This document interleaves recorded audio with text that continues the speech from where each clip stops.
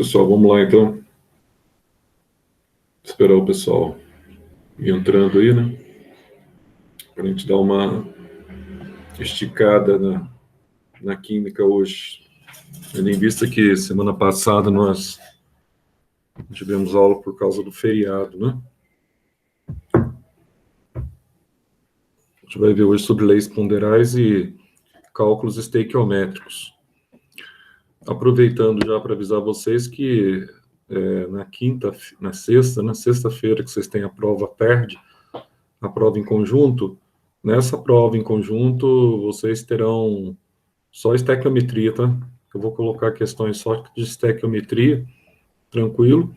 A única coisa que não vai ser, esperar o pessoal acabar de entrar aí, entrar mais gente, não, cada um vai fazer 4 questões, mas cada grupo farão as 4 questões, tá? Não vai ser as mesmas 4 questões para todo mundo já mandar de imediato, não. Pelo menos vocês vão ter um trabalhinho nisso para pesquisar, vocês vão ter que ter um trabalhinho aí, cada grupo faz 4 questões e me enviam as 4 questões, igual nós estávamos fazendo antes. Então, por exemplo, se tem 15 grupos, eu acho que a sala de vocês são 14, 13 ou 14 grupos, ou 15, não sei.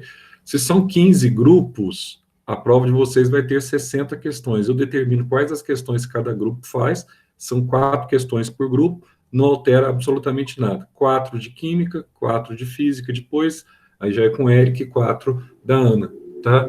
Então, sem problema, mas vai ser assim a prova para evitar que todos façam as 4 mesmas questões. Aí, Ô Zé, e o grupo é de quantas pessoas? Tem sentido nenhum. É? O grupo é de quantas pessoas? Não, é aquele grupo do semestre passado mesmo, eu vou usar o mesmo grupo. Eu mando a relação, o nome de que vocês me mandaram do semestre passado, o nome do grupo, das pessoas que vocês fazem parte, etc e tal. Tem de 3, a maioria é 3, são 3 pessoas, né? A maioria do grupo. Ou a maioria é 3 pessoas, né? Então, é que vocês me mandaram aquela relação lá, eu vou mandar para vocês a relação antes da prova, e cada grupo as 4 questões que farão. Só assim, rápido e bem objetivo também, prova fechada mesmo. Você vai mandar para mim a resolução e alternativa. Só isso. Só vai me enviar a resolução e alternativa. Tá? Então é tranquilo, não tem nenhum problema. Vocês vão ver que é muito simples. Mas são 4 e 4. 4 minha, 4 do Eric e 4 da Ana. Bom, pessoal, vamos começar a falar um pouquinho de leis ponderais aqui, para a gente estabelecer o empirismo definitivo, né, na química moderna. E essa questão, ela se dá muito por conta de Lavoisier e Robert Boyle, tá? Por quê? Porque hoje nós temos um problema mundial, que não é um problema só nosso, é um problema de dimensão mundial. Eu até comentava com vocês recentemente, que não sei se eu comentei isso com vocês, na verdade, não sei se vocês viram isso na televisão, tá? Passando lá na Inglaterra, no Reino Unido, né? O pessoal destruíram mais de 10 torres de transmissão da rede 5G, né? Aí por quê? Porque um negacionista informou que talvez tenha sido isso o principal pré-requisito para se transmitir o vírus do Covid. Então, a nova transmissão, a nova tecnologia 5G é responsável pela transmissão da Covid. Aí esse pessoal que faz parte, né, desse grupo de negacionistas foram lá destruir os 5 torres, são caríssimos se montar hoje uma torre de 5G que nem sequer chegou no Brasil. Destruíram porque achava que Covid transmite por rede 5G, por isso que tá infectando o mundo. Então, umas coisas assim que não tem cabimento. E essa era das trevas, ela começa a terminar a partir do século XVI para o século XVII, pode vindo também do pensamento científico e o pensamento filosófico mais aguçado, né? Então, aqui na questão da ciência, especificamente, você começa a dar crédito a tudo aquilo que você pode comprovar experimentalmente em laboratório. Ah, se não dá para comprovar, determinada substância faz bem, faz. Qual que é o princípio ativo? Age assim, assim, assado, tal. Por quê? Porque existe uma comprovação científica que isso realmente tem uma resposta ponderável satisfatória. Ah, mas não tem, é porque meus avós tomavam, isso era bom, tal. Então, ou nós vamos descobrir se isso realmente funciona cientificamente, ou senão não serve. É mito, é misticismo, etc. Tal. E a química, ela viveu muito em função disso durante muito tempo, tanto que a alquimia foi uma das principais molas precursoras, né, para a expansão da química moderna. Então, diante desse quadro, o pessoal que conviveu ali com praticamente 20 séculos, né, o pessoal falando que a matéria era formada por 4 elementos essenciais, porque o pensamento era do grande pensador. Veja só, Aristóteles foi um grande pensador, mas jamais foi um cientista, um cara extremamente inteligente. Mas porque ele propôs filosoficamente que a Terra era formada por 4 elementos, pessoal, durante 2.000 anos de história, 20 séculos, o pessoal adotou essa teoria. Inclusive, a própria igreja cristã, na sua quase majoritária, de forma majoritária, adotava essa teoria. Ninguém podia ir contra o pensamento aristotélico, até que nós temos aqui o Boyle, né? O Boyle ele diz o seguinte: não, eu consegui catalogar aqui 23 elementos minerais que podem ser os componentes da matéria, pelo menos 23 elementos minerais ou elementos inorgânicos, né? Aí ele começa a comprovar, então a teoria aristotélica, todo aquele pensamento filosófico aristotélico já cai por terra, né? Zé, Então, oi, pois não. leis ponderais não tem nada a ver com estequioquímica ou é... Não, tem tudo a ver com estequiometria, aquela frente mesmo, tá? A gente vai ver agora as proporções, para a gente utilizar essas proporções volumétricas de massa nos cálculos estequiométricos, tá? Tudo a ver, naquela sequência mesmo que nós estamos. Nós estamos na frente 1 mesmo, tá? Então, olha só. Então, nesse caso, pessoal, o pessoal começou a questionar. Aí depois vem o pensamento também, questionando religião, que é o iluminismo, etc. Tal, né, questionando algumas posturas, né? É lógico que a ciência ela não tem resposta para todas as coisas, tem coisas que realmente são mistérios, etc. Tal, mas aquilo que dá para se comprovar, a gente comprova, né? Aquilo que não dá, paciência, né? Fica oculto até ser, né, revelado, muitas coisas não serão nem sequer reveladas. Mas o que é importante é você ter um senso crítico, né? Ah, a Terra é plana, bom, é um planeta é plano, etc. Tal. Pô, mas esse é um pensamento da Idade Média, né? Isso é uma coisa que há 600 anos aí o pessoal resgata esse pensamento para divulgar uma nova metodologia, para questionar o cientificismo, né? Então é complicado. Mas eu não sei falar assim, mas você respeita essa opinião? Me desculpe, mas esse tipo de opinião que leva à insanidade eu não respeito, porque eu não tenho respeito da perspectiva do indivíduo ter o direito de ter a sua opinião. Isso eu respeito. Agora, dizer que eu vou concordar em algum momento que tem um raciocínio lógico para tecer esse tipo de coisa, lógico que não, tá? Tanto que quando eu falo para vocês que eu sou alopata, não sou homeopata, é exatamente por isso. Para mim, o que define uma medicação? A bula da medicação, a eficácia, os testes laboratoriais, assim como uma vacina. Pede para o pessoal da alopatia arrumar uma vacina para a Covid à base de princípios alopáticos. Pede. Pede tratamento do câncer à base de princípios alopáticos. Pode até fornecer, mas funciona?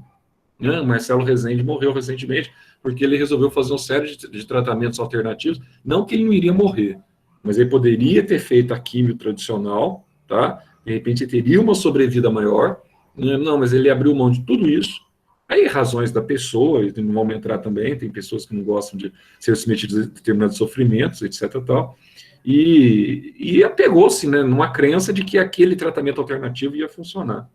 Bom, dificilmente placebo funciona, né? Só se a doença da pessoa for de perspectiva emocional. Por isso você fala assim, Zé, você acredita na alopatia? Acredito piamente. Os remédios que você compra em farmácia, ele tem um estudo clínico que comprova a sua eficácia, tá?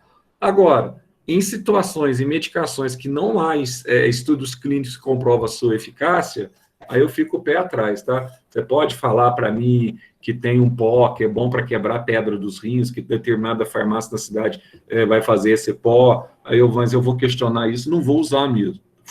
Fui para a cirurgia sem tomar esse pó. Todo mundo, toma o pó, que o pó é bom. Eu falei, não vou tomar. Tem algum princípio aqui que rege quimicamente, cientificamente, que isso funciona? Não, então eu não vou. Essa questão mística aí não é comigo.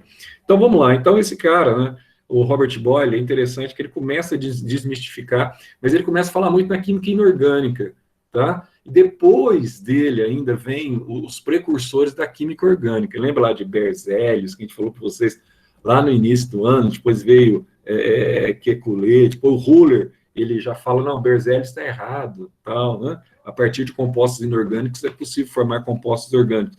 Mas o Berzelius, antes dele, tem aqueles que defendiam, o Berzelius, inclusive, defendiam a teoria da força vital, né? Que a matéria orgânica formada no nosso organismo, tá? Era uma força vital que desencadeava a produção dessa matéria orgânica. Isso acontecia só nos seres vivos, essa energia da força vital. Isso não é explicação científica, certo? Então, quando um discípulo de Berzelius, Roller, ele coloca aquilo no papel e fala, peraí, você está errado, tá? É possível, sim, em laboratório, nós pegarmos o cianato de amônio e fabricar ureia. A gente pegar um sal e fabricar ureia, que é o composto orgânico, tá? É possível, a partir de um composto inorgânico, o cianato, eu fabricar um composto orgânico. Ele comprova isso experimentalmente. Então, a grande questão hoje é assim, comprovação experimental. Ah, tem uma vacina para a Covid russa, Sputnik, etc, tal, que vai ser lançada. É eficaz? Vai funcionar mesmo? Passou pelos testes? Porque a mesma vacina que pode levar à imunidade pode levar à morte de muitas pessoas de determinados diferentes grupos, entende? Então, isso é muito. O pessoal, tem que sair uma vacina. Todo mundo tem uma expectativa, tem que sair uma vacina. Mas não sai antes da metade do ano que vem. Ponto. Isso é uma realidade. Porque depois que sair, que foi comprovado a sua eficácia, tem a questão logística, processo de produção, não é fácil, tá? Então, olha, o empirismo não é tudo, óbvio, mas ele ajuda você pensar com mais racionalidade, obviamente, na maior parte das coisas que envolve aí as discussões. Agora, é lógico que existem também ideias motivadas pelo campo filosófico. Eu penso, você tem direito de pensar. Agora, do teu pensamento ser uma verdade, na ciência isso não funciona, tá? A não ser que você faça como Einstein. Veja só, Einstein foi tão humilde que quando ele elaborou a teoria da relatividade, ele falou da provável existência dos buracos negros, ele colocou os buracos negros, como não dava para visualizar ainda, ele colocou os buracos negros como uma possibilidade teórica, mas ele não afirmou que havia de fato. Depois que descobriu-se que aquilo que ele afirmou ser uma possibilidade teórica realmente existia, a partir do momento que houve a possibilidade de visualização dos buracos negros. Entende? Como é que funciona? Então, ele, tal, extremamente humilde, né? O cara desenvolve essa metodologia, essa teoria, e já tem essa sacada. Mas vamos lá, então. Então, agora já, aproveitando mais uma vez aí, deixa eu ver, nós estamos com 31, nossa prova, na sexta-feira, segue o critério pré-estabelecido pela escola. Vocês farão apenas 4 questões, mas não serão 4 questões idênticas, tá? Então, cada grupo, os mesmos grupos que vocês dividiram lá no semestre passado, semestre retrasado, etc, tal, semestre passado principalmente, bimestre passado, é aquele mesmo grupo. Vou mandar a relação do grupo, tá? Cada grupo, se tiver 15 grupos lá, se tiver 15 grupos, vocês receberão 60 questões. Mas aí cada grupo vai fazer 4 questões, encerrou e vai me enviar. Não vão fazer as 4 questões idênticas, tá? Eu vou mandar pelo... Não vão fazer. Cada grupo, e a prova é só estequiometria. Então, vocês farão as 4 questões determinadas. Maria Elisa vai fazer a questão 10, 11, 12, 13. Então, dela é essa, acabou o grupo da Maria Elisa. Xavier, sei lá, vai fazer a questão 57, 58, 59, 60. Só isso. Resolveu, quero a resolução só, manda no e-mail, encerrou, acabou. Só isso. Mas não é aquela história. Que gracinha que você lembrou de mim hoje, Zé. Calma aí. Como eu não lembro? Lembro de todos. Na minha mente, todos vocês estão na minha mente. Xavier é impossível, Xavier já é uma praga que paira, né? Exclusivamente na minha mente, então não tem jeito de eu esquecer. Xavier. Valeu, Xavier, você é um cara de gente boa. Já tem um lugar especial aí no coração, com certeza, né, sem pagar aluguel. Você que é inquilino, mal pagador, inquilino, né? Mora no coração e não paga aluguel. Muito bem, Xavier. Olha só. Ô, louco. Gostou, né, Xavier? Que gracinha. Não, para que Ô, Zé, mas aí, ó, vai ser 4... você tem 4 questões. Vai ser 4 por pessoa ou 4 por grupo? Não, por grupo, meu cara. Tem você, teu grupo lá, vocês fazem, aí na hora que tá fazendo, não, beleza. Beleza? Você me envia aquilo, Se for 15 grupos, 60 questões e boa. Aí você vai falar, aí eu sei que tem gente que vai receber lá, Zé, vai me dizer 60 questões. Mas vai ter o grupo antes, você sabe qual que é o teu grupo, o número do teu grupo, aqueles nomes, são os mesmos nomes que vocês fizeram. Vocês só resolvem, me mandam e acabou. Já está resolvido o problema comigo, tá? Só estequiometria também, só estequiometria. Tanto que hoje a gente vai tentar caminhar aqui. Hoje até vocês têm aula com a Lenise ou não? Tem aula marcada com a Lenise hoje à tarde?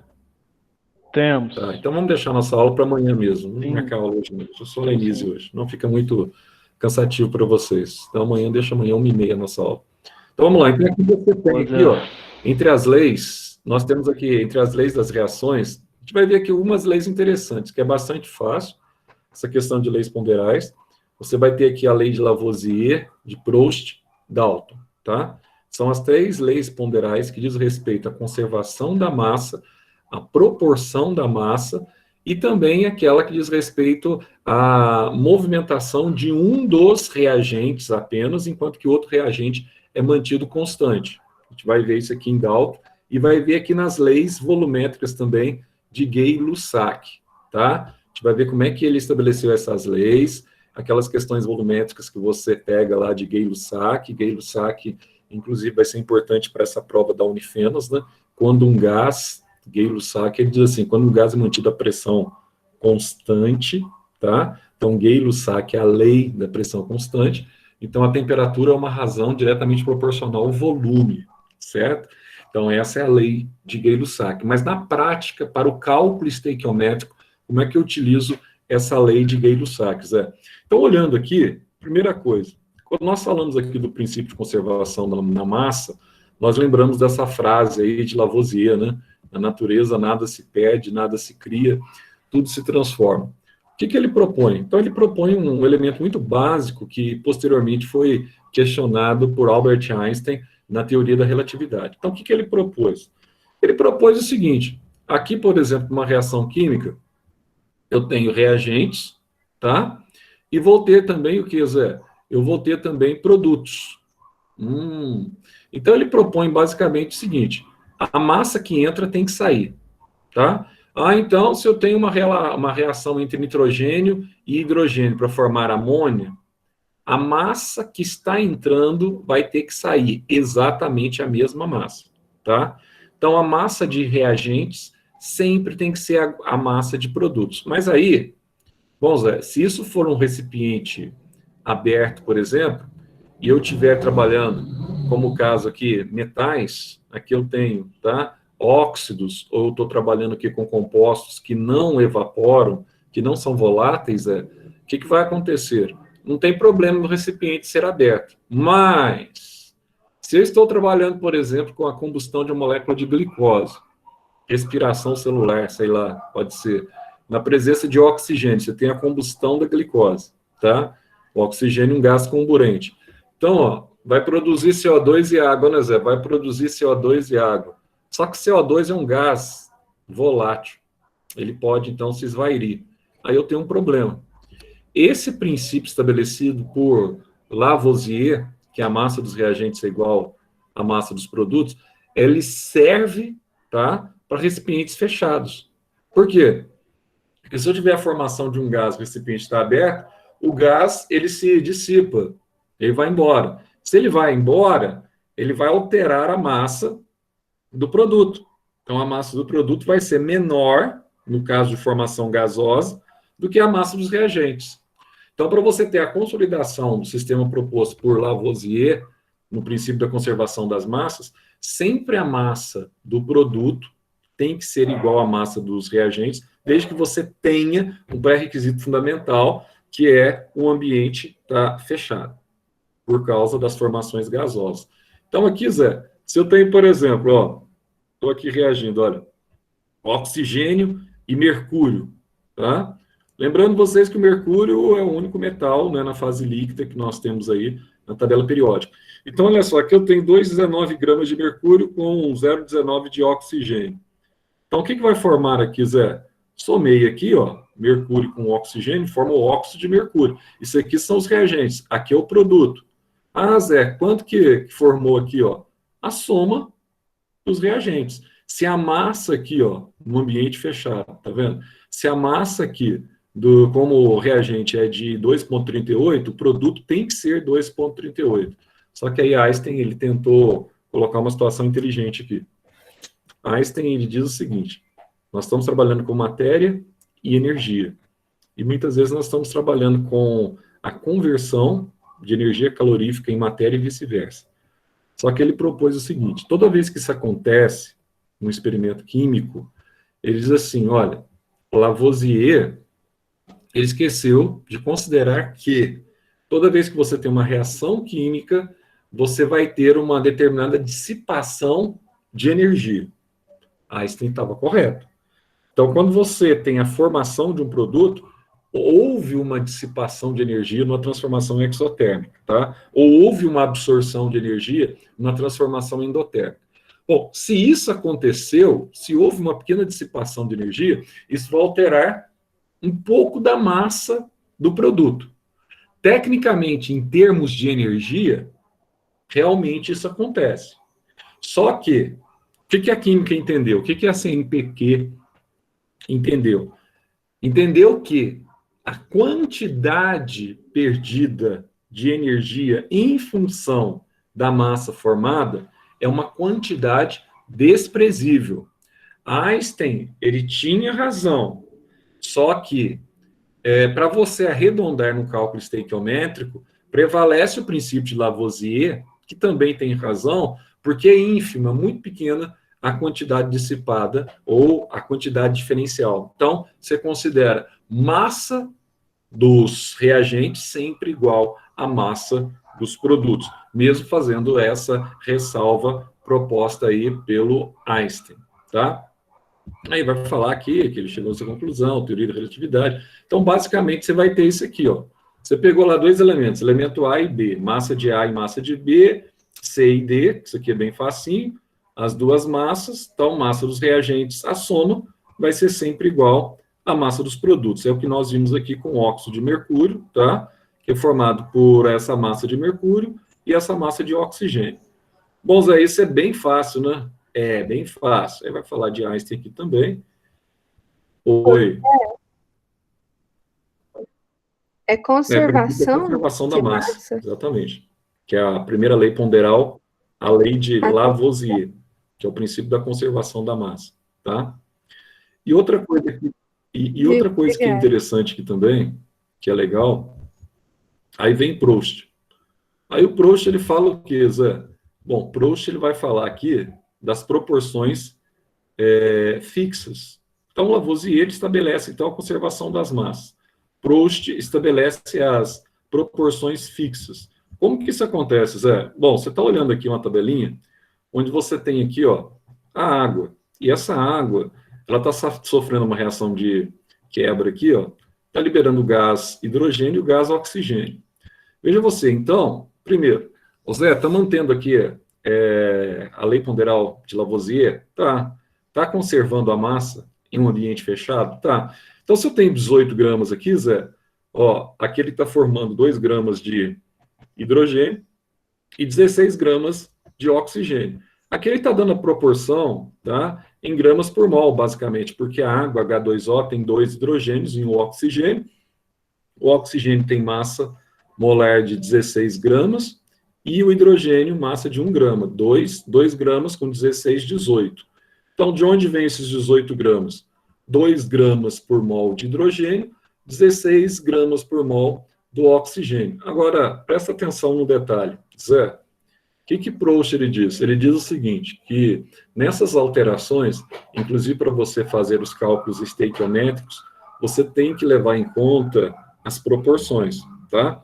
Se eu alterar aqui a proporção, Zé, eu altero alguma coisa? Óbvio que não. Por exemplo, se eu pegar essa quantidade aqui e multiplicar por 5 vezes, inclusive na apostila você pode puxar uma setinha aí que ele está fazendo aqui, né? Ó, 18 vezes 5, ó, deu 90, Zé. Tudo que eu faço aqui, ó, eu tenho que fazer com outro reagente também, que é o hidrogênio, tem que fazer com os produtos. Aí você tem aqui, ó, 2 vezes 5, 10, 16 vezes 5, 80. Então, a proporção, ela é fixa e mantida. tá? Então, aqui você vai ter, se a proporção houve um aumento de 5, vai ter um aumento de 5 para todos eles. Há situações, que a gente vai ver daqui a pouco, que você mantém um deles constante, pode também. Mas aqui você vê claramente, ó, proporção 5 vezes, 5 vezes, 5 vezes. E aqui, Zé? Aqui, olha para cá, deu 1,5 vezes, né? Olha a proporção aqui, ó. Se eu multiplicar 90 vezes 1,5, vai dar 135. Aí ele fez a mesma coisa aqui, ó. 10 vezes 1,5 deu 15, 80 vezes 1,5 deu 120. Tá vendo? E aqui, Zé, aqui a proporção, ó, ele multiplicou por 3. Olha só, se ele multiplicar aqui por 3, 135 vezes 3 dá 405. 15 vezes 3 dá 45, 120 vezes 3 dá 360. Então, ao trocar os experimentos aqui, ó, o que você aumentar em um vai ter que aumentar na mesma proporção fixa em todos, tá? E isso é aquilo que foi proposto por Proust. E isso a gente vai ver muito com relação, por exemplo, quando nós estabelecemos os balanceamentos das equações químicas, tá? Então, você tem as proporções em função dos índices de balanceamento. Então, aqui, ó, isso aqui é 100% da água. Desse 100% da água, se eu pegar aqui, ó, 2 em 18, eu vou ter 11,1%. Se eu pegar aqui, ó, 16 em 18, eu vou ter 88,9%. Nossa, Zé, é verdade. Então, a proporção aqui, ó, sempre vai ser a mesma. Se eu pegar aqui, ó, 10 por 90 dá 11,1, 80 por 90 dá 88,9. E assim vai, ó. Se eu pegar 45 sobre 405, 11,1, 360 por 405 vai dar 88,9. Então, isso não altera, tá? Desde que eu mantenha essas proporções de acréscimo, ou pode ter também de decréscimo. Em vez de multiplicar, eu posso dividir por 2, posso dividir por 3, e assim vai. Só que o que eu faço aqui, eu tenho que fazer em todos os fatores envolvidos nesse tipo de equação. Nossa, Zé, mas isso parece que é muito fácil, né? Nesse caso aqui, se você for comparar aqui, ó, por exemplo, a massa de hidrogênio com a massa de oxigênio, você vai ver que ela representa aqui em todos eles aqui, ó, 2 por 16, 10 por 80, 15 por 120, 45 por 360, ó, 45 por 360, todos eles aqui você tem uma proporção de 1/8 entre a massa de hidrogênio e a massa de oxigênio, ou seja, 1/8 é 0,125, que é a proporção. Bom, Zé, mas isso é importante? Até aqui que você está vendo, é muito bobinho, tá? Muito simplesinho.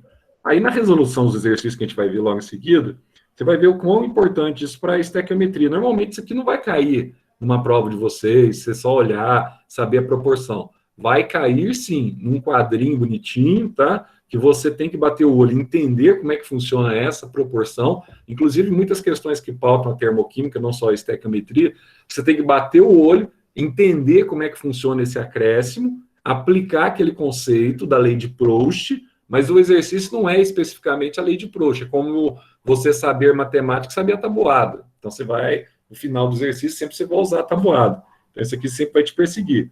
Então, Zé, nesse caso aqui, ó, se eu pegar aqui, ó, na primeira experiência, a massa de A com a massa de B vai ser igual a massa de C com a massa de D, né? Idem na segunda aqui, ó, M', MB' e assim por diante. Então, na lei de Lavoisier, você tem a proporção das massas, não é isso? Você tem a conservação das massas. Agora, na lei de Proust, você tem, então, a proporção entre os produtos e os reagentes, tá? Então, ele faz a proporção aqui, ó, MA sobre MA', MB sobre MB', ele faz a proporção que nós fizemos na tabela acima. Já na lei de Proust, qual que é a diferença? A diferença é que ele deixa um dos elementos, tá, constante, ele não varia.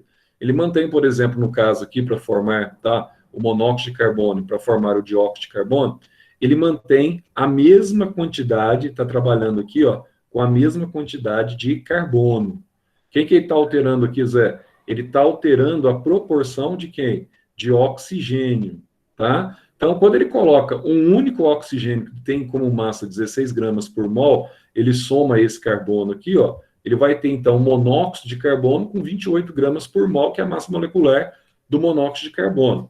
Agora, quando ele quer obter o dióxido de carbono, ele precisa de 2 oxigênios. Se cada oxigênio tem uma massa de 16, então aqui ele duplicou. Nossa, Zé, é verdade, ó. Ele duplicou aqui. Sim, ele duplicou. Então ele veio para cá, ó, veio com 32 gramas, tá? Com mais 12 gramas do carbono, olha só, ele mantém então a formação de 44 gramas do dióxido de carbono. Ah, mas por que aqui não duplicou? Óbvio que não, estou trabalhando aqui com compostos diferentes. Aqui um gás, é o CO, aqui é o CO2. São 2 gases diferentes, tá? Então você pode manter um dos lados constante, segundo Proust. E nessa proporção aqui, para o oxigênio, que na verdade é o elemento que vai alterar, tá? Que carbono, ele vai ter um carbono mesmo na formação gasosa. Agora, o oxigênio, sim, ele altera de 1 para 2. Então, você tem a proporção aqui de 1 sobre 2 na conversão dele de monóxido para dióxido de carbono, tá?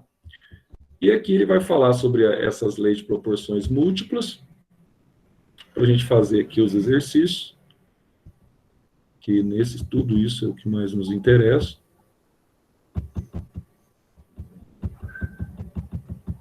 Vou voltar lá no início da página.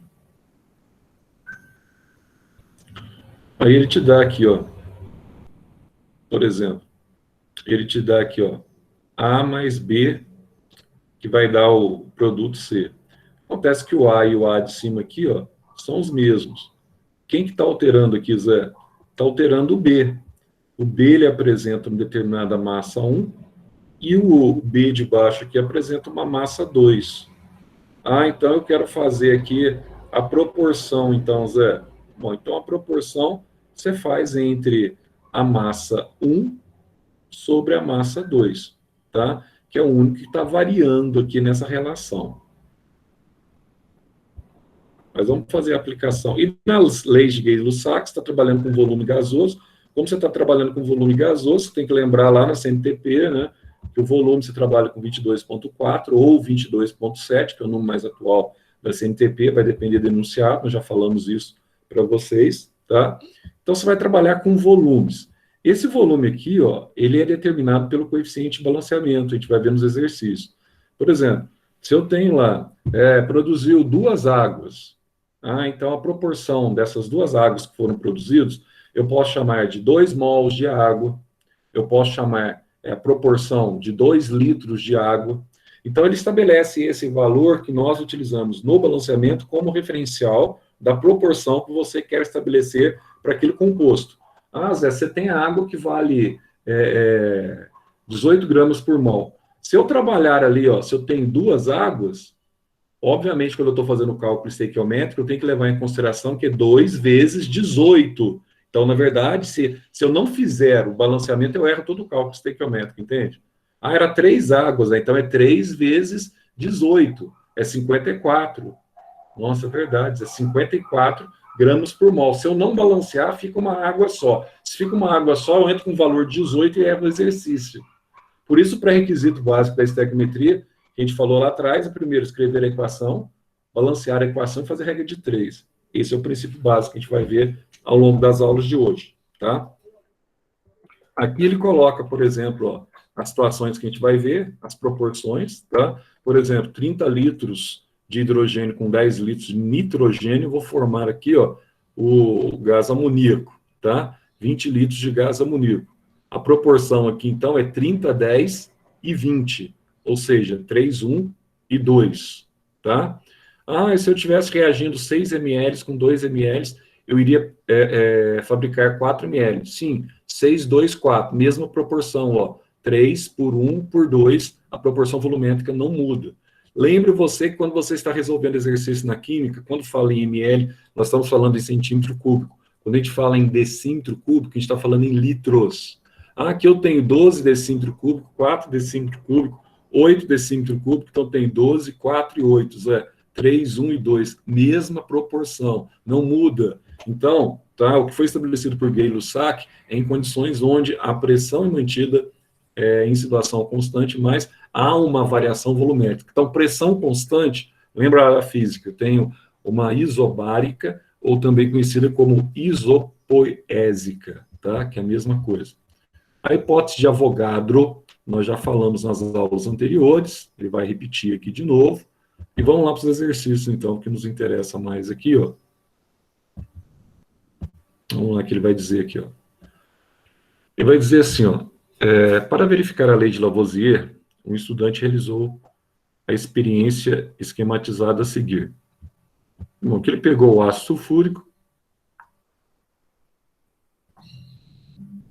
colocou aqui como um reagente, e aqui ele colocou aqui, ó, a esponja de aço, esse recipiente aqui, ó.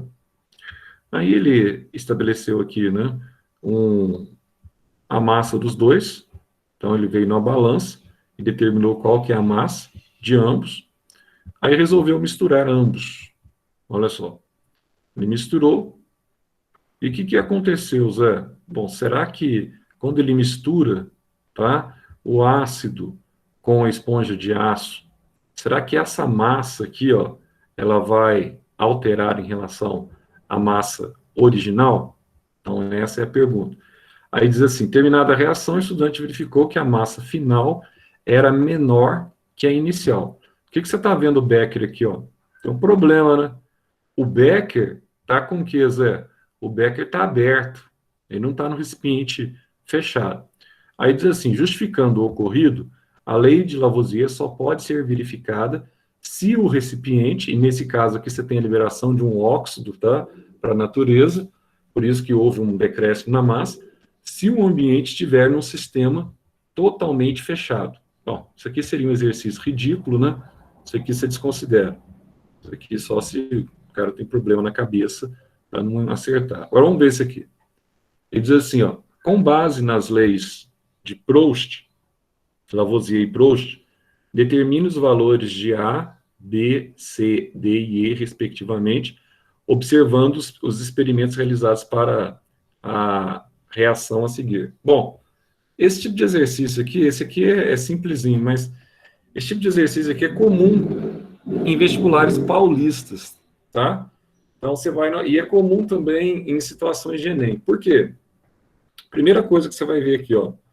Falou assim, Zé, aqui ela está respeitando, ó, tem nitrogênio, hidrogênio, e está formando amônia. Primeira coisa, será que está respeitando aqui a lei da conservação da massa? Se está respeitando a lei da conservação da massa, tá? Que vai estar no experimento 1, 28 mais A dá 34 gramas. Zé, quanto que é o valor de A aqui, ó? Qual o valor somado com 28 para dar 34? Bom, então aqui naturalmente tem que ser, então, 6 gramas o valor de A, Zé. Por quê? Se eu somar 28 com A, tem que dar 34. E pelo princípio da conservação da massa, de Lavoisier, tá? Está correto. Então, o valor de A aqui, ó, dá 6 gramas, Zé. O valor de A dá 6 gramas. Agora, olha só, através de Proust, o que eu posso dizer aqui, ó? Se eu sei que esse A vale 6, o que está acontecendo aqui no segundo experimento? Ó? Esse A, ele está duplicando. Ó, de 6 aqui, ele está passando para 12. Então, significa que ele está seguindo a lei de Proust aqui, Zé. Se ele está seguindo a lei de Proust, se ele está duplicando aqui, ele vai ter que duplicar aqui e vai ter que duplicar aqui também. Então, presta atenção, ó. 6 vezes 2 dá 12. 28 vezes 2 dá 56. Então eu posso dizer aqui que o B vale 56? Posso dizer, ó, 28 vezes 2, 56. Aí aqui tem que ser a mesma coisa. A lei de Proust também, lei ponderal. Ó, 34 vezes 2 dá quanto, Zé? 68. Então aqui é só eu ter a sacada de perceber que no experimento 1, ele respeita a lei de Lavoisier. E no experimento 2, ele está respeitando a lei de Proust. É isso? É isso. Isso aqui vale 6. Eu me dupliquei aqui 12, vou duplicar de cá 56 e vou duplicar de cá quantos? 68. Então, o A vale 6, o B 56, e aqui você vai ter o C valendo 68. Beleza, Zé. E aqui, o que eu tenho, Zé? Peraí.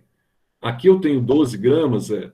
Se eu mantive as 12 gramas aqui também, Zé, olha, eu tinha 56, né? 57 gramas, eu estou com um excesso aqui, Zé. Está com excesso, tá? Porque se eu mantive a mesma proporção de Proust, 12 gramas, aqui eu teria que ter 56 gramas. Nossa, Zé, então tem 56 aqui, seria, ó, com mais 12, eu teria de amônio 68, que é a mesma proporção que eu teria aqui em cima. Os mesmos valores, ó, 56 e 68. Ah, só que o que está acontecendo aqui? Ó? Acontece que eu entrei com excesso de 1 grama de quem? De nitrogênio. Então, qual que é o valor do excesso aqui? Ó? 1 grama de nitrogênio. Nossa, Zé, então isso aí é bem facinho, né? É extremamente fácil. Vamos colocar aqui, ó, só para você ver aqui, ó, o raciocínio lógico da resolução. Vamos colocar aqui, ó. 6 gramas, 1 grama, cadê o nosso ilustre? Tá aqui.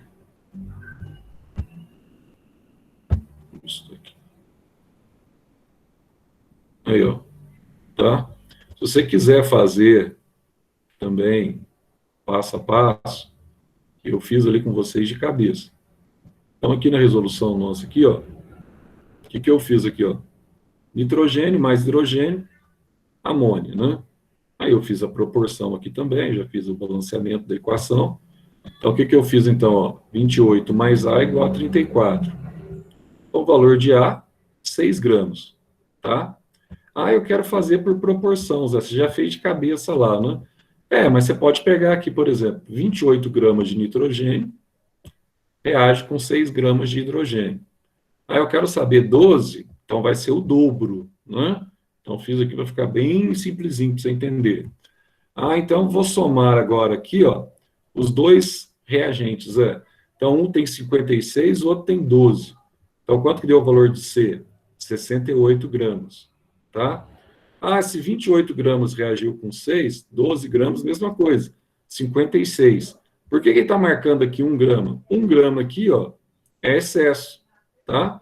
Então, naquela questão, marcaria a alternativa D. Tá? Bem simples, essas primeiras questões aqui são medíocres e são muito fáceis. E é impossível você errar um tipo de questão desse tipo aqui numa prova, por exemplo. Porque isso aqui, nem se você não souber nada de química, se você usar a lógica, óbvio que você vai acertar. Agora vamos lá para o próximo exercício. Deixa eu projetar para vocês aí. Aí vai dizer assim, ó. Então aqui a gente marcaria essa letra D aí, né? Aí aqui, olha só, também um exercício bastante fácil. Ele vai dizer assim para você, ó, considere a equação química apresentada a seguir. Bom, aqui eu tenho 2 nitrogênios, e aqui ele está sendo bondoso, porque ele já te deu a equação balanceada. Então aqui eu tenho 2 nitrogênios mais 5 oxigênios, formando aqui o pentóxido de nitrogênio, tá? 2 de nitrogênio. Então já deu balanceado, beleza. Aí vai dizer assim, ó, os volumes de gás nitrogênio e de gás oxigênio, presta atenção aqui, ó, se eu tenho 2 aqui, a proporção que eu estou trabalhando aqui, ó, é 2 litros para 5 litros. Então, ó, 2, que é do balanceamento, segundo a lei, tá, de Gay-Lussac, ele estabelece a proporção volumétrica. Então, eu tenho aqui, ó, 2 litros reagem com 5 litros. Se fosse em mol, poderia dizer que 2 mols reagem com 5 mols. Se fosse em gramas, eu pegaria a massa do hidrogênio aqui, ó, 2 nitrogênios dá 28 gramas, multiplicaria por 2. 5O2, cada oxigênio é 16, então 32 gramas o oxigênio multiplicaria por 5, tá? Então, a proporção, ela vale para todos. E aqui, mesma coisa, se eu pegar o N2O5, pegar a massa molecular dele total, tem que multiplicar por 2. Mas como ele está falando em volume, ele diz assim, ó, os volumes de gás, nitrogênio e oxigênios necessários para a síntese de 8 litros de pentóxido de nitrogênio, levando-se em conta que todos os gases estão nas mesmas condições de temperatura e pressão, então está de acordo com a situação da CNTT, tá? são respectivamente. Então, vamos resolver ele aqui, ó. Deixa eu colocar lá direto na resolução, para ficar fácil você enxergar. Vamos colocar aqui, ó.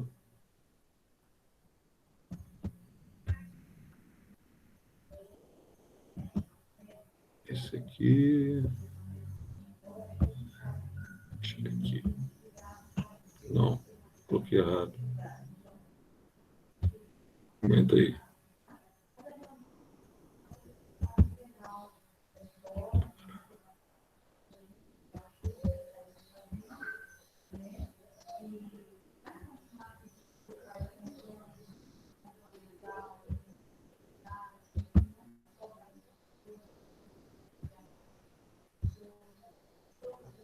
Mas está chato isso aqui, viu?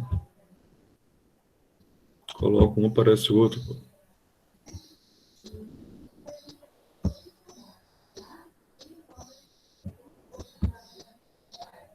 Isso. Tá aqui, ó. Então, olha o que ele está dizendo aqui, ó. Aqui é facinho, ó. Ele pegou aqui, ó, 2 nitrogênios com 5 oxigênios, tá? Formando aqui, ó, o pentóxido de dinitrogênio. Então, quais são as proporções que eu estou trabalhando aqui, ó? 2 litros reagindo com 5 litros e produzindo o quê? 2 litros, Tá, então, o que eu vou fazer aqui, ó? Ele quer saber quantos litros eu preciso, isso aqui é um cálculo estequiométrico simples, tá? Quantos litros eu preciso para eu produzir, quantos litros de nitrogênio e de oxigênio que eu preciso para produzir 8 litros desse pentóxido aqui, Zé. Bom, olha como é fácil. Se 2 litros de nitrogênio produzem 2 litros do pentóxido, para 8 litros do pentóxido, eu preciso de X litros de nitrogênio. Então, 2 para 2, 8 para 8. Então, quanto que eu preciso de nitrogênio? 8 litros de nitrogênio. Nossa, Zé, mas isso é muito fácil. É ridículo, tá? Mesma coisa aqui, ó. Se para 5 litros de oxigênio, eu tenho aqui, ó, a produção de 2 litros do pentóxido, para 8 litros do pentóxido, qual é o valor que eu preciso aqui de nitrogênio? Então, o valor Y. Então, 5 está para 2, 8 está para X. Então, 40 por 2 vai dar 20 litros de oxigênio. Então, para eu produzir 8 litros desse pentóxido, eu preciso de 8 litros de nitrogênio com 20 litros de oxigênio. Nossa, Zé. Então, isso quer dizer que aumentou aqui, ó, na lei de Proust, proporção de 4, né? 2 vezes 4, 8. 5 vezes 4, 20. Exatamente. Proporção sempre é a mesma. 2 vezes 4, 8. Eu produzo aqui, ó, 8 litros desse pentóxido. Nossa, mas isso aí é muito fácil. Tudo é muito fácil. No comecinho agora, sim, tudo, as questões são muito fáceis. Tende a ser fácil. O problema é que, às vezes, quando você está resolvendo uma questão de estequiometria, é que você não consegue, muitas vezes, processar de uma forma coesa os dados da questão. Aí você acaba errando bobagem, tá? Mas vamos ver aqui. Vamos ver aqui o próximo exercício da apostila. Vamos lá. Exercício de número 4 agora, né? 4. Esse exercício, embora ele é fácil, mas ele já é um exercício mais legalzinho. Mas mesmo assim ainda está no nível fácil. Considere as substâncias M, P, Q e R indicadas na equação química a seguir. Bom, aqui eu estou vendo, ó, MP reagente, QR produto. Tá? Então eu sei que a soma, pelo princípio de Lavoisier, a soma dos reagentes é igual à soma dos produtos. Vai dar a mesma coisa. Aí diz assim, ó, ao se utilizarem 10 gramas de P, falando fósforo, de P, ó, ele utilizou 10 gramas, você vem aqui, ó, 10 gramas, coloca aqui embaixo, na primeiro experimento, obtiveram 4 gramas de Q. Então, você vem aqui e coloca 4 debaixo do Q. Numa segunda experiência, então, a primeira, aí na segunda você coloca embaixo. Eles utilizaram 10 gramas de M, então 10 gramas de M, e obtiveram 20 gramas de R. Isso é o valor do segundo experimento. Ah, por que você está fazendo isso? Porque a gente vai montar um quadrinho. Aí diz assim, concluiu-se que em um terceiro experimento, a massa de R, obtida por meio de 5 gramas, aí no terceiro, a massa de R, obtida por 5 gramas de P, será D. Essa parece que é complicado, mas você vai ver que não é complicado. Vamos ver assim, como é que eu raciocinei para eu resolver isso aqui. Tá? Vamos olhar aqui. Ó. Se fosse num quadro, era bem mais fácil. Né? Vamos lá. Então, aqui você vai ter ó, a massa de R. Vamos lá. Olha o que eu fiz aqui. Ó. Então, no primeiro experimento, ele falou para você assim, ó, que o valor de P vale 10 e o valor de Q vale 4. Ele te deu isso. Tá? Aí, no segundo experimento, olha o que ele falou para você. Falou que no segundo experimento, o valor de M valia 10 gramas e ele conseguiu produzir aqui, ó, 20 gramas de R. E no terceiro experimento, ele diz que com 5 gramas de P, quanto que ele ia produzir de R? Ele pergunta, né? Pois bem, então vamos analisar aqui, ó. Pelo princípio de conservação da matéria, o que eu vou ter aqui, Zé? Ô, Zé, aqui eu tenho dois valores, tá? Então, aqui eu tenho o valor de 10 gramas e aqui eu tenho o valor de 4 gramas. Então, se eu subtrair direto aqui, ó, esse valor, Zé, 10 menos 4, sobra para mim aqui 6 gramas. Agora, ó, se do lado de cá eu tenho 6 com 10 dá 16 gramas do lado de cá, do lado de cá também eu tenho que ter 16, certo? Se eu tenho que ter 16, olha o que está acontecendo aqui, ó. Aqui eu já tenho 4. Então, qual o número somado por 4 para dar 16? Ah, dá 12, Zé. Ah, então eu estou seguindo aqui o princípio de Lavoisier. Estou seguindo o princípio de Lavoisier, tá? Então, ó, 16 de cá e 16 de cá. Beleza. Agora, olha só esse de cá, ó. Olha o que está acontecendo com ele aqui, ó. Bom, aqui eu tenho 10 gramas no segundo experimento, tá? Aqui ele está produzindo 20 gramas. Agora, olha o que está acontecendo aqui no terceiro experimento. Aqui é a terceira experiência, ó. De 10, ele passou para 5. Então, se eu usar aqui o raciocínio de Proust, ó, o que eu estou fazendo aqui, ó?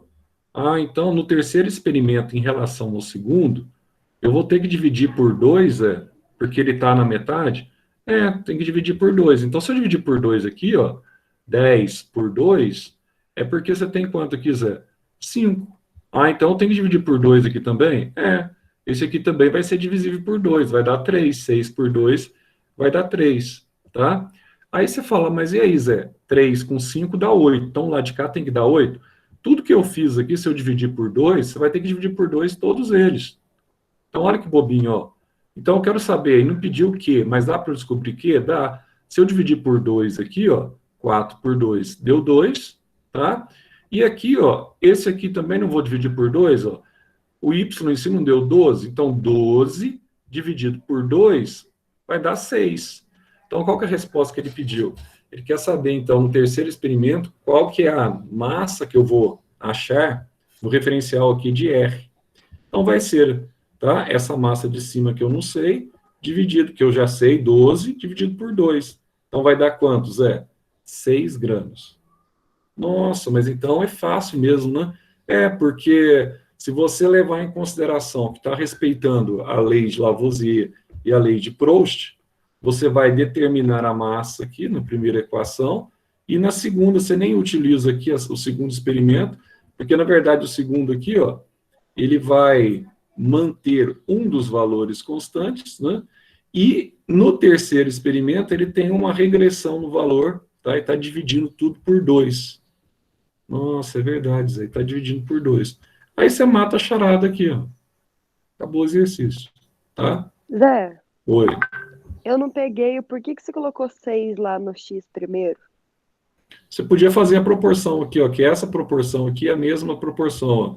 10 menos 4 dá quanto? Aí não dá 6. Aí o que eu fiz aqui, ó? 6 com 10, 16, certo? Então aqui, ó, qual o número somado com 4 para dar 16? Aí não vai Ah, ser 2, entendi. tá? Mas pode Obrigada. fazer direto, pode fazer de cabeça, pode fazer direto. Tá. Fácil, né, pessoal? Isso aqui, por enquanto, é bem facinho. Bom, essa é a primeira aula. Agora, vamos entrar nos cálculos mesmo. A gente já está vendo estequiometria faz tempo, mas vamos entrar naquilo que a apostila aí chama de cálculos estequiométricos, tá? Na nossa segunda aula de hoje. Então, vamos dar uma olhadinha aqui. A teoria é básica, bem simplesinha, teoria que vocês já sabem, das outras aulas praticamente. Mas vamos pegar aqui, ó, a apostila, vamos dar só um passado na teoria para a gente fazer os exercícios. Que o principal da estequiometria é você sempre treinar fazendo exercício. Então, vamos dar uma olhadinha aqui, ó. Vamos seguir aqui, ó.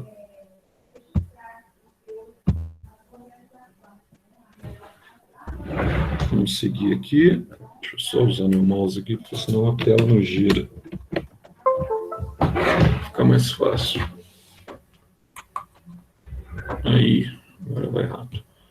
A gente vai ver aqui primeiro aqui, ó, os cálculos estequiométricos 1, tá? Então, a estequiometria, basicamente, ela se resume nesses 3 fatores que eu falei ainda lá no caderno 4 para vocês. A gente começou a falar sobre cálculo, sobre os princípios básicos da estequiometria, calcular massa molecular, etc. Tal. Então, quais são os princípios? Escrever a reação química, é o primeiro passo fundamental. Segundo passo, se essa reação química não estiver balanceada, eu vou ter que estabelecer aqui o balanceamento dessa reação, tá? E o terceiro passo é eu fazer aqui as proporções, fazer a regra de 3, tá certo? Ah, mas então é fácil, né, Zé? Fazer a regra de 3. É facinho, basicamente é a regra de 3. A gente vai fazer isso à medida que nós evoluímos nos exercícios. Só um detalhe, é aquilo que eu falei para vocês agora há pouco. Então, se eu estou resolvendo um exercício de estequiometria, só um minutinho que o problema. Ó, se eu estou resolvendo um exercício de estequiometria, é aquilo que eu estava falando aqui, ó, se eu estou reagindo 3 hidrogênios com 1 nitrogênio, para dar 2 amônias balanceadas, o que eu posso dizer aqui? Eu posso dizer para vocês aqui, ó, que eu tenho 3 mols que reage com 1 mol que produz 2 mols. Eu posso dizer aqui que 3 litros, tá, reagem com 1 litro que produzem 2 litros. Eu posso dizer que 3 vezes constante de Avogadro, tá? 6 vezes 0, 2 vezes 10 é 23, tá? Reage com 1 vezes 6 vezes 0, 2 vezes 10 é 23, produz 2 vezes 6, mesma coisa, de átomos, de moléculas, não interessa. Eu posso dizer, por exemplo, o hidrogênio aqui, a massa dele, cada hidrogênio é 1 grama, então 2 são 2 gramas. Então, 3 vezes 2, 6 gramas reage com 1 N2. Então, aqui, ó, 1 N2. Aqui ele colocou errado, porque o N2, cada N é 14, era para ser 28 aqui, tá? Então, 1 vezes 28. Então, 1 mol de N2. Ele colocou errado aqui, que era para ser 28. Pode corrigir na sua apostila aí. E a amônia é 14 com 3 aqui, 17. Então, 2 vezes 17, tá? Então, aqui, ó, se eu estou trabalhando em condições normais de temperatura e pressão. Condições normais de temperatura e pressão, eu posso trabalhar aqui com 3 vezes 22,4 ou 22,7 litros, 1 vezes 22,4, 2 vezes 22,4. Então, a proporção nunca muda, tá? E o resto é estabelecermos aqui as regrinhas de 3 para a gente resolver os exercícios. Vamos dar uma olhadinha aqui? Aí vai melhorar os exercícios agora, já começa a melhorar. Aí diz assim, ó, uma forma de reduzir a poluição atmosférica provocada pelo gás dióxido de enxofre, que é o SO2, produzido em certas atividades industriais, é realizar a lavagem dos gases de exaustão com uma suspensão aquosa de cal hidratada. Esse aqui é o cal mesmo, aquele cal que você usa até para pintura, né? Tronco de árvore, essas coisas todas aí, que é o cal hidratada, que é o hidróxido de cálcio, tá? E aqui ele está sendo bonzinho, porque não são todos que colocam aqui, ó, dióxido de enxofre, coloca entre parênteses, coloca a fórmula química. Muitos não colocam, e você tem que saber, tá? E aqui, cal hidratada, soda cáustica, NaOH, muitas vezes não é dado. Ácido muriático, que é o HCl, parte do pressuposto que você já sabe. Aí diz assim, ó, com isso ocorre uma reação química.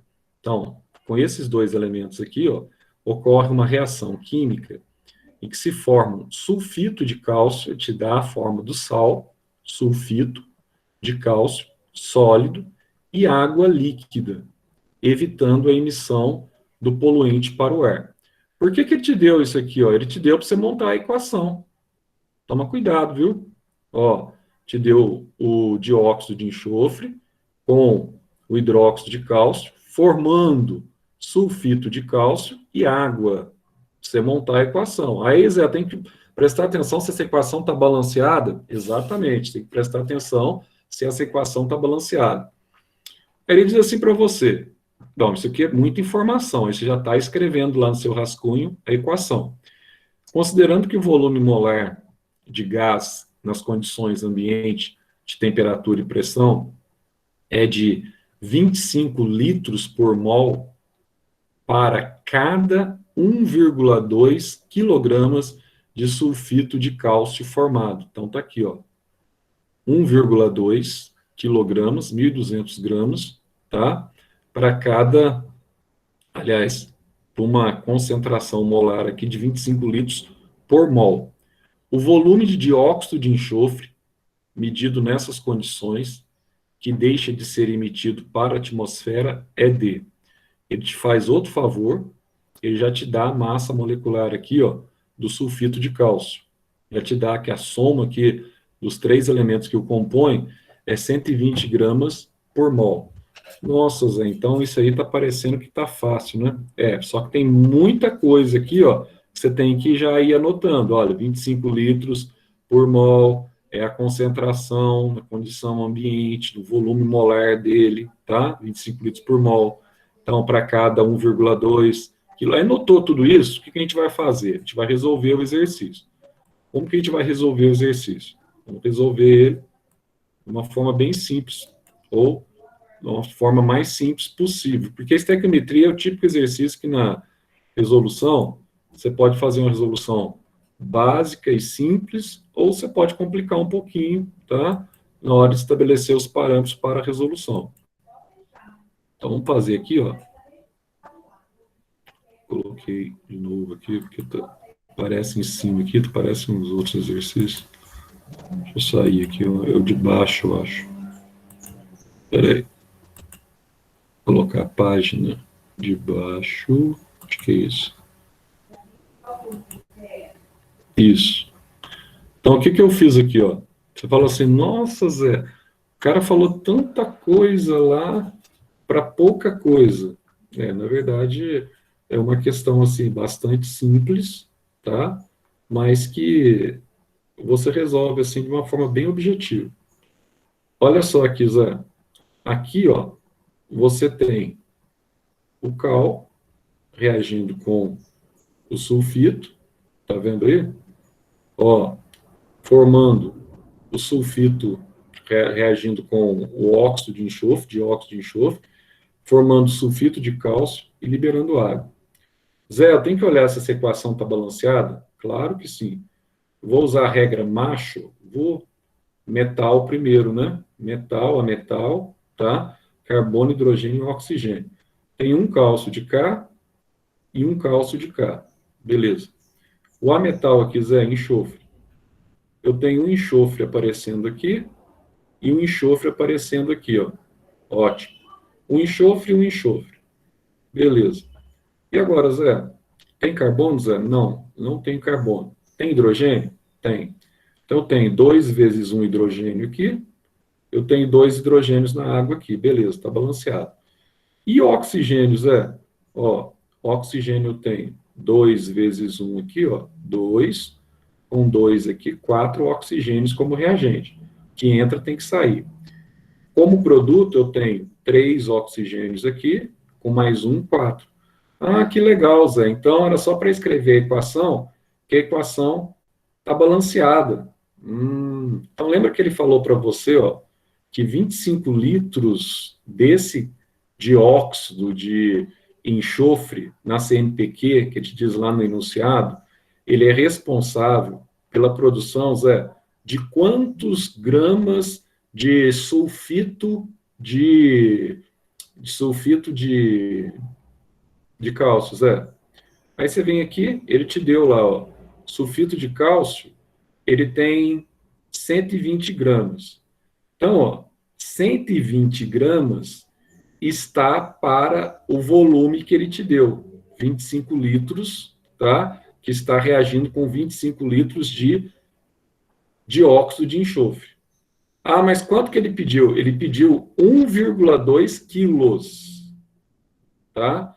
1,2 quilos, qual vai ser o volume necessário, tá? De dióxido de enxofre para eu conseguir produzir esse sal que é o sulfito de cálcio, Zé? Regra de 3. Então, se em 25 litros eu estou produzindo 120 gramas, que é a massa molar desse sal, 1,2 quilos, ou seja, 1.200 gramas, eu vou precisar de X de dióxido de enxofre. Então, quantos litros eu vou precisar, Zé? 250 litros. Regra de 3 simples, tá? Então, aqui vai dar 120 por 1.210, vezes 25, 250 litros. Nossa, Zé, então o exercício é bem simples, né? É bem simples, desde que você entenda que se você está trabalhando aqui na CNTP, condições normais de temperatura e pressão, você está trabalhando com 1 mol. Lembra disso? O N igual a 1, a temperatura é igual a 273 Kelvin, o volume é 22,4, que é o volume convencional, e a pressão atmosférica é 1 atm. Agora, o N é igual a 1, Zé. Ah, então presta atenção, ó. Se em 1 mol, quantos gramas eu tenho desse sal? 120 gramas. É 120 gramas para 1 mol. Ah, em 1 mol, eu tenho dele aqui, ó, 1 mol dele, eu tenho 25 litros, que foi dado no enunciado. Então, 25 litros está aqui, ó. Então, 25 litros está liberando 120 gramas desse sal. Ah, então, ó, para 1.200 gramas desse sal, quantos litros eu preciso? 250 litros. Nossa, Zé, então era fácil. Então, as questões de estequiometria, às vezes você bate e fala assim, mas a questão é facinho, mas o problema é que você muitas vezes não consegue enxergar, você não consegue elaborar os dados para a resolução do exercício. Isso que pega muitas vezes na estequiometria, tá? Mas normalmente as questões, se você usar lógica e coletar os dados denunciados, o que atrapalha muitas vezes é aquilo que acontece também na matemática e na física. Se o examinador ele resolve te dar algum dado adicional que você não vai usar, aí você fica louquinho, né? Coloca um dado adicional lá, que você não precisa desse dado para resolver o exercício, aí você fica desesperado, você quer usar aquilo e não precisa. Então, para isso que é fundamental que você tenha a interpretação correta. Então, daria a letra A aqui, ó, a interpretação correta do exercício. Agora, vamos ver aqui o segundo, ó. O segundo é maiorzinho, né? Parece. O peróxido de hidrogênio, H2O2, água oxigenada, é comumente utilizado como antisséptico e alvejante. Também pode ser empregado em trabalhos de restauração de quadros enegrecidos e no clareamento de dentes.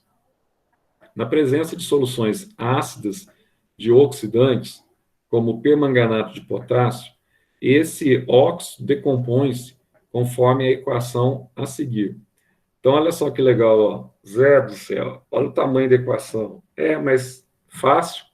Por que que é fácil? Porque ele já te deu os 2 primeiros passos aqui do cálculo estequiométrico. Ele te deu tanto a equação quanto o balanceamento, tá? Nossa, mas é gigante, hein, Zé? Aqui eu tenho os reagentes, aqui eu tenho o produto. É uma equação grande, mas ele já te deu ela pronta. Isso é legal. Você ganha tempo na prova. Aí vai dizer assim, de acordo com a estequiometria da reação descrita, a quantidade de permanganato de potássio necessária para reagir completamente com 20 ml de uma solução de concentração 0,1 mol por litro de peróxido de hidrogênio é de... Zé, nem tudo são rosas, né? Nem tudo... você tem rosas no caminho. O que você tem que analisar aqui, ó? Ele tá falando da concentração de permanganato de potássio. Então por isso, Zé, que a gente tem que saber as nomenclaturas dos sais? Tem. Porque o permanganato de potássio é isso aqui, ó. Aí eu tenho que saber identificar aqui, né, Zé? Tem, tá? Necessária para reagir completamente, tá? Com 20 ml de uma solução de peróxido de hidrogênio. Tá aqui, ó. Solução de peróxido de hidrogênio. Agora, batendo o olho aqui no balanceamento, o que eu tenho que observar, Zé? Eu tenho que observar aqui na proporção, ó, que é para cada 5 peróxido reage com 2 permanganato. Então tem que observar isso, Zé? Tem que observar. Se for 5 litros aqui, são 2 litros de K. Se for 5 mols daqui, são 2 mols de K. Quem que está determinando isso? O coeficiente de balanceamento, tá? Então vamos resolver a questão, para a gente ver que essa questão também é fácil. Só que você tem que prestar atenção nos detalhes. Vamos colocar aqui, ó.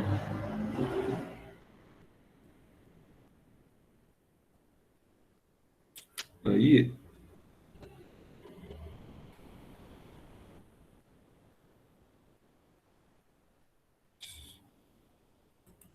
Isso que me mata de raiva, né?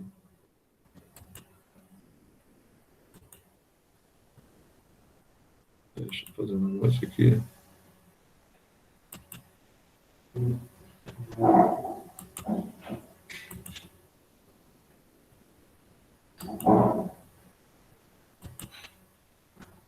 Então, olha só o que ele está dizendo aqui, ó. Peguei a equação, e aqui tem uma pegadinha também, em relação à questão de volume. Olha como é fácil o exercício em si. O exercício em si não oferece nenhuma resistência. Peguei toda a equação, transcrevi ela aqui para vocês, ó. A equação balanceada. Tá vendo aí? Facinho, Zé. Facinho. Equação balanceada, beleza. Só que ele te dá aqui um volume de 20 ml e uma concentração de 0,1 mol por litro, tá? Aí vamos lembrar lá da Ana. A Ana, ela já cansou de falar para vocês, por exemplo, que número de mols você pode calcular em função da concentração vezes o volume. Só que aqui, se a gente for trabalhar aqui com litros ou mols, o que eu tenho que tomar cuidado aqui, Zé? Tem que tomar cuidado que aqui está em ml, tá? Então, é ideal que a gente trabalhe, e aqui está dando uma concentração em mol por litro, e o volume aqui está em ml, é ideal que a gente trabalhe tudo na mesma unidade, para evitar qualquer tipo de BO. Então, vamos lembrar aqui um princípio básico. Se eu tenho 20 ml equivale a 1 ml equivale a 1 centímetro cúbico, e 1 decímetro cúbico equivale a 1 litro. Isso é aquilo que eu sempre falo para vocês desde o 9º ano. São 2 medidas aqui que você não pode esquecer, levar para o túmulo, literalmente. Então, ó, 20 ml é a mesma coisa que 20 centímetros cúbicos. Zé, eu quero passar 20 centímetros cúbicos para decímetro cúbico. Então, eu ando uma casa para trás ao cubo. Então, eu ando uma casa para trás, ou seja, eu divido por 10 ao cubo. Em outras palavras, passar centímetro cúbico para decímetro cúbico, eu vou dividir por 1000, lá na régua, né? Então, na régua volumétrica. Então, eu divido por 1000, se eu pegar o 20 aqui, ó, dividir por 1000, eu vou ter 0,02 decímetro cúbico. Mas 1 decímetro cúbico, Zé, equivale a 1 litro. Exatamente. Então, 0,02 decímetro cúbico é igual a 0,02 litros. Nossa, Zé, muito medíocre, hein? É medíocre. Mas por que isso é importante? Porque agora eu tenho o volume em litro e tenho aqui, ó, a concentração molar, mol por litro. Então, eu quero achar o número de mols que eu quero saber aqui que está reagindo, Zé. O que eu vou fazer aqui, Zé?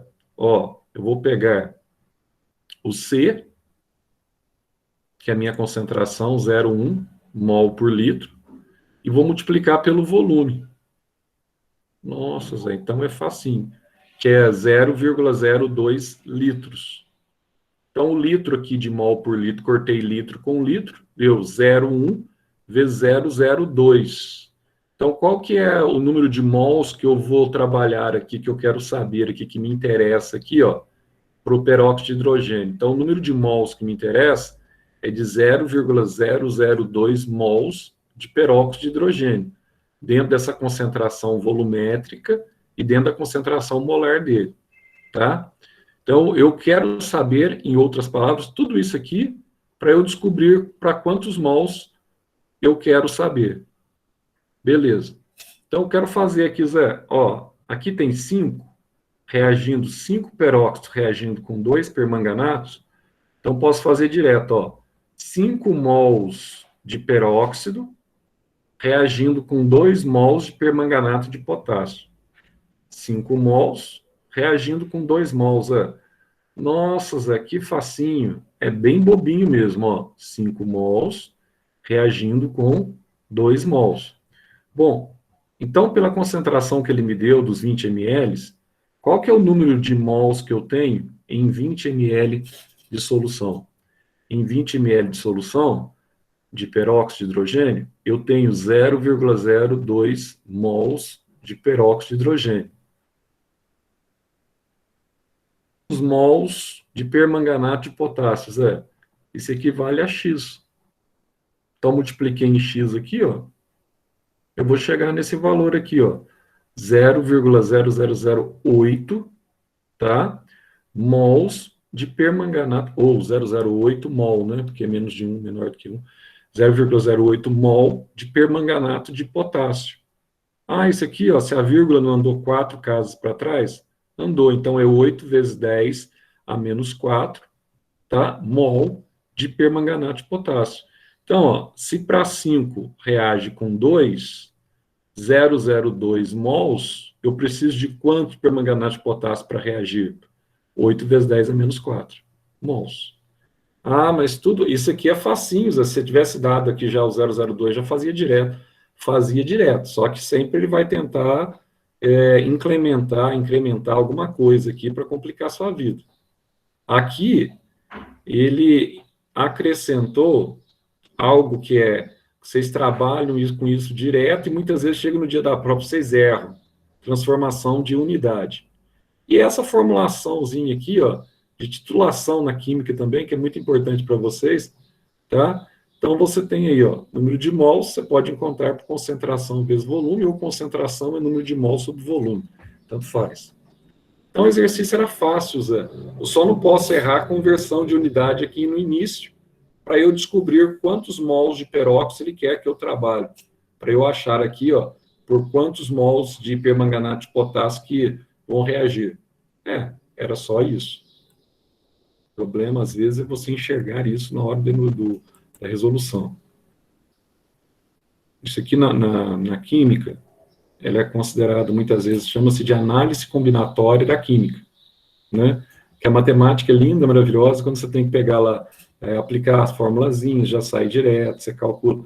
Agora, quando você chega em arranjo de combinação, probleminha, aí você tem que raciocinar um pouquinho, você montar o problema em função, tá, exclusivo do enunciado. Não existe, assim, uma fórmula mágica para você resolver todos. Não, é raciocínio lógico.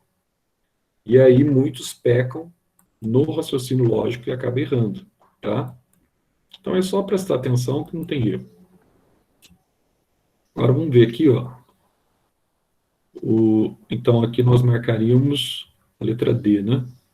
8 vezes 10 a menos 4 mols. Agora, olha esse exercício 3 aqui. Vai dizer assim, ó.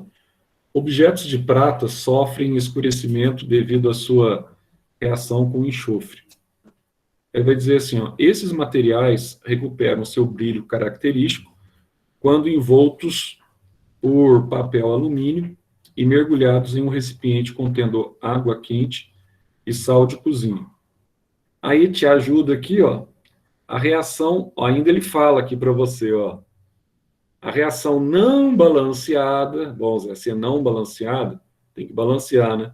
Que ocorre tanto te dá aqui o sulfeto de prata, reagindo com alumínio metálico sólido, tá? Aqui ele te dá produzindo um sal, que é o sulfeto de alumínio, e produzindo aqui, ó, a prata metálica.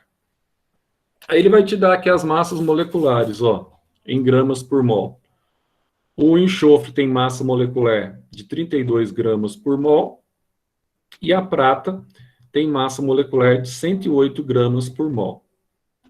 Aí vai te dar o seguinte, utilizando-se o processo descrito, a massa de prata metálica, está aqui, ó, a massa de prata metálica, que será regenerada na superfície de um objeto que contém 2,48 gramas de Ag2S.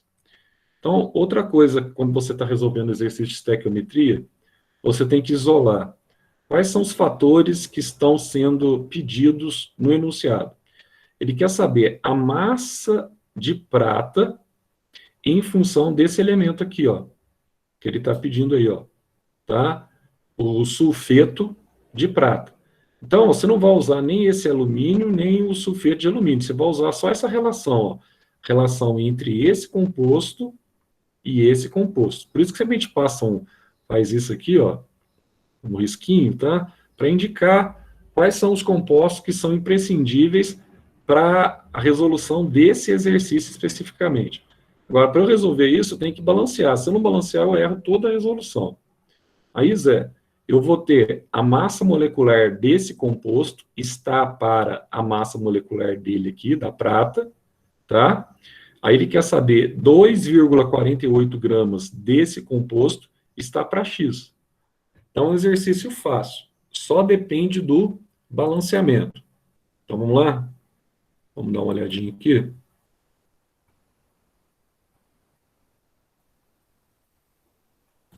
E vocês vão ver também que na sexta-feira as questões serão tranquilas. Cadê aqui o curso de estequiometria? Vamos ver. Então, aqui, ó. Primeira coisa, vamos balancear, Zé? Vamos. Então, aqui eu tenho o sulfeto de prata, o alumínio, sulfeto de alumínio, e aqui eu vou ter a prata. Zé, e agora para eu balancear isso aí, hein? Ó, Zé, eu olho para a prata aqui, o que está acontecendo? Eu tenho prata, que é o metal, e tenho um alumínio, que é o metal, tá? Ô Zé, o que você indica aí nesse caso? Eu indico, porque o sulfeto está em função da prata e do alumínio, eu indico que você comece pelo alumínio, tá? O método de tentativa. Então, aqui eu tenho, ó, 2 alumínios de cá, eu vou jogar 2 alumínios para cá, ó. Fico com 2 alumínios, tá? Ah, e você tem 2 alumínios, 2 alumínios. Isso. Aqui, antes de eu balancear a prata, presta atenção no seguinte, ó. Eu tenho 3 enxofres de cá e tenho 1 enxofre de cá. Então, eu vou resolver o problema do enxofre, ó. Vou jogar 3 enxofres para cá.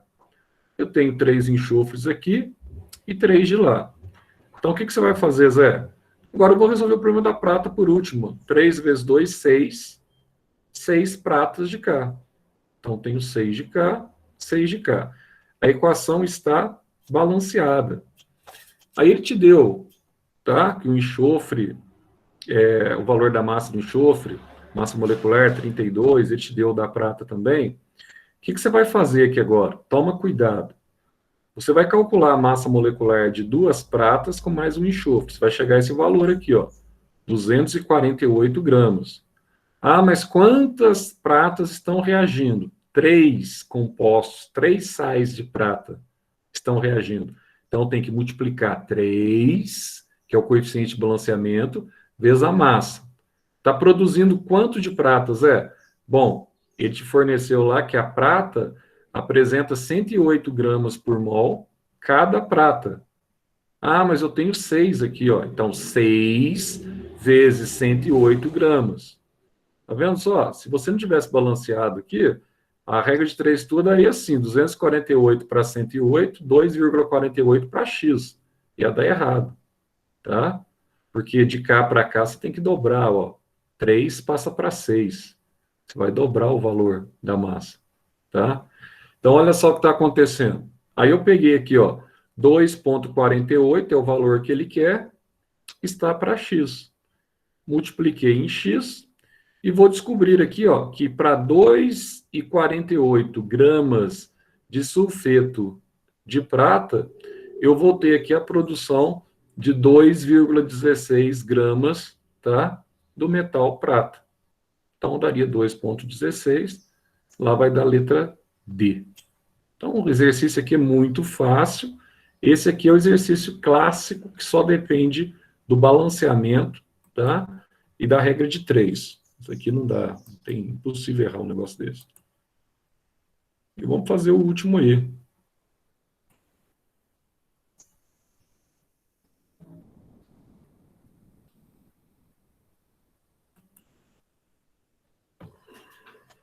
Vamos lá.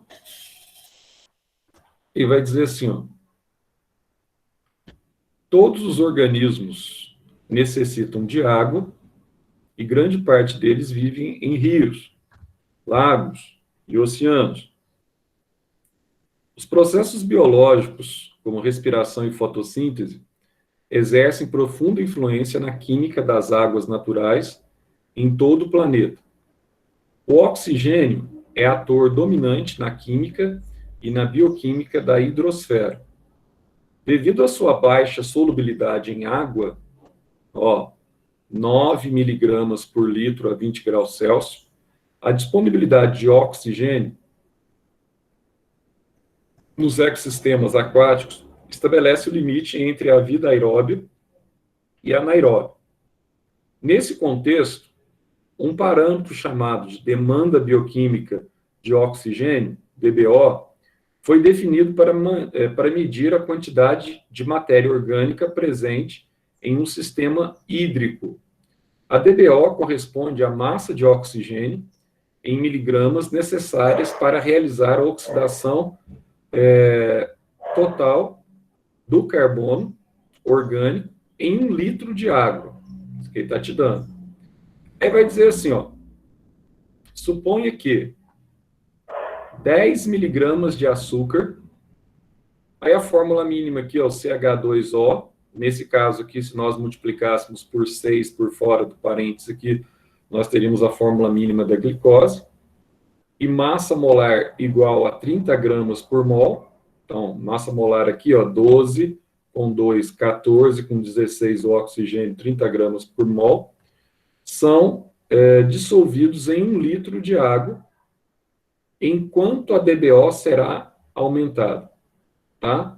Então, ele está pedindo aqui para você supor que 10 miligramas de açúcar e massa molecular de 30 gramas por mol, sendo dissolvidos em 1 litro de água, qual haverá como acréscimo de DBO, tá? Como aumento na DBO. Bom, exercício fácil, né, Zé? Também esse aqui é facinho. Vamos dar uma olhadinha? É só a gente montar aqui a equação, porque exercício tipo de Enem, ele tenta te prender no enunciado. Ah, Zé, aumentou a demanda bioquímica por oxigênio no lago.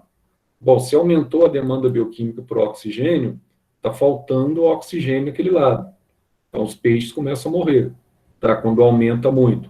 Está tendo muita decomposição ou algo do gênero nesse lago.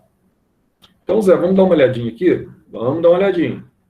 Então, ele te deu a equação, ó, fórmula mínima do açúcar, sofrendo combustão, na presença de oxigênio, formando CO2 e formando água. Zé, formando CO2 e formando água. Exatamente. Então, presta atenção aqui, ó. que está acontecendo lá, Zé? Se ele está formando CO2 e formando água, o que eu não posso errar aqui, ó? Primeiro, toda vez que você tem um probleminha dessa magnitude, você tem que observar, tá? As proporções. Ah, Zé, você está observando as proporções aí? Estou observando as proporções aqui. E já evidenciei que eu cometi um pequeno, né, um pequeno errinho aqui na hora de passar para vocês as proporções. Qual foi o erro aqui, Zé? Ó, aqui você coloca para mim, na hora que você estiver copiando aí, ó, aqui é 30, viu? Não é 3, não. Não sei porque eu coloquei 3, ó. E já foi dado no enunciado, ó. Fórmula mínima aqui, ó, é 30 gramas, tá? 30 gramas de glicose estão reagindo com 32 gramas de oxigênio. Ah, Zé, eu preciso verificar os oxigênios e o carbono e hidrogênio? Preciso. Óbvio que eu preciso. Você não verificou, Zé, está balanceado. Então, vamos verificar?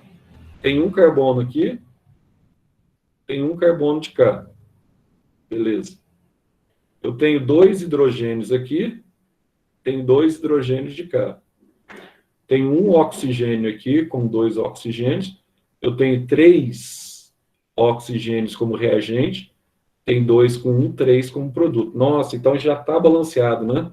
Isso é uma mão na roda. Então vamos lá, ó. 30 gramas de glicose reage com 32 gramas de oxigênio. Tá? Então, 30 aqui reagem com 32 gramas de oxigênio. Bom, como ele faz uma pergunta muito simples, ele fala sobre a concentração da glicose. Quanto que é a concentração da glicose? 10 miligramas por litro. Para 10 miligramas por litro de glicose, qual é a concentração que eu preciso de oxigênio? Então, você coloca 10 miligramas por litro, está para X. Então, você vai fazer regra de 3 simples aqui, tá? 320 dividido por 30. Então, você vai achar aqui, ó, a concentração necessária para o gás oxigênio vai ser de 10,7 miligramas por litro. Nossa, Zé, então é fácil, hein? É bastante fácil, tá? Amanhã à tarde, eu vou dar uma aula. Talvez, vamos ver amanhã como é que vai ser o rendimento na parte da manhã. Mas eu vou dar uma aula para vocês de